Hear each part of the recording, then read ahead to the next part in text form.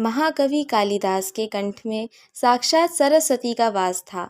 शास्त्रार्थ में उन्हें कोई पराजित नहीं कर सकता था। अपार यश, प्रतिष्ठा और सम्मान पाकर एक बार कालिदास को अपनी विद्वता का घमंड हो गया।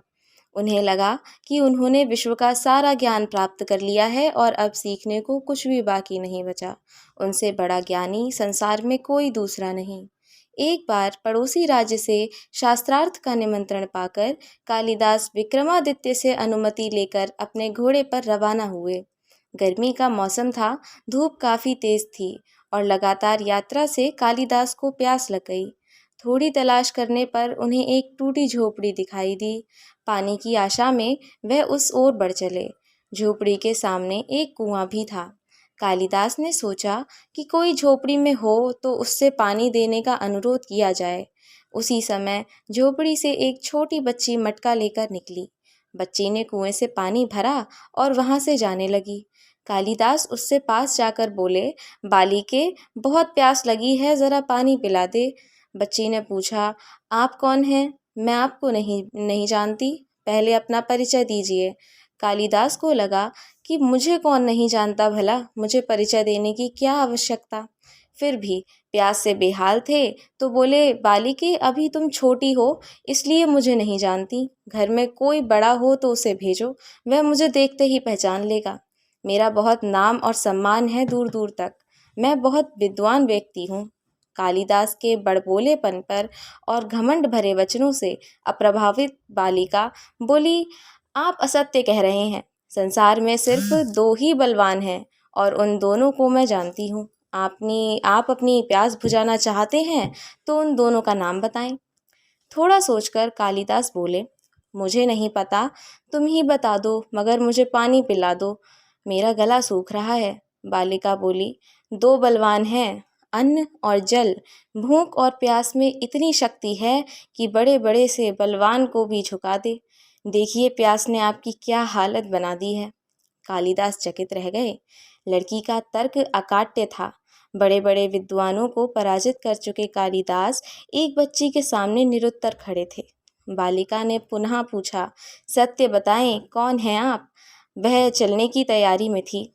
कालिदास थोड़ा नम्र होकर बोले, बालिके, मैं बटोही हूँ। मुस्कुराते हुए बच्ची बोली, आप अभी भी झूठ बोल रहे हैं। संसार में दो ही बटोही हैं, उन दोनों को मैं जानती हूँ। बताइए वो दोनों कौन हैं? तेज प्यास ने पहले ही कालिदास की भुत्ती छीड़ कर दी थी, पर लाचार होकर उन्होंने फिर से अनभिज्ञता व्यक्त कर दी। बच्ची बोली, आप स्वयं को बड़ा विद्वान बता रहे थे और ये भी नहीं जानते। एक स्थान से दूसरे स्थान तक बिना थके जाने वाला बटोही कहलाता है। बटोही दो ही हैं, एक चंद्रमा और दूसरा सूर्य, जो बिना थके चलते रहते हैं। आप तो थक गए हैं, भूख प्यास से बेदम हैं, आप कैसे बटोही हो सकते हैं? इतना कहकर बालिका ने पानी से भरा मटका उठाया और झोपड़ी के भीतर चली गई। अब तो कालिदास और भी दुखी हो गए। इतना अपमानित वे जीवन में कभी नहीं हुए। प्यास से शरीर की शक्ति घट रही थी, दिमाग चकरा रहा था। उन्होंने आशा से झोपड़ी की तरफ देखा, तभी अंदर से एक वृद्ध स्त्री निकली। उसके हाथ में खाली मटका था। वह कुएं से पानी भरने लगी। अब तक काफ़ी विनम्र हो चुके कालिदास बोले, माते, पानी पिला दीजिए, बड़ा पुण्य होगा। स्त्री बोली, बेटा, मैं तुम्हें जानती नहीं, अपना परिचय दो, मैं अवश्य पिला दूंगी। कालिदास ने कहा, मैं मेहमान हूँ, कृपया पानी पिला दें। स्त्री बोली, तुम मेहमान कैसे हो सकते हो? संसार में दो ही मेहमान हैं, पहला धन और दूसरा यौवन। इन्हें जाने में समय नहीं लगता। सत्य बताओ, कौन हो तुम? अब तक के सारे तर्क से पराजित हताश कालिदास बोले, मैं सहनशील हूँ, अब आप पानी पिला दें। स्त्री ने कहा, नहीं, सहनशील तो दो ही हैं। पहली धरती, जो पापी पुण्यात्मा सबका बोझ उठाती है, उसकी छाती चीर कर बीज बो देने से भी अनाज के भंडार देती है। दूसरा पेड़, जिनको पत्थर मारो फिर भी मीठे फल देते हैं। तुम सहनशील नहीं, सच बताओ, तुम हो कौन?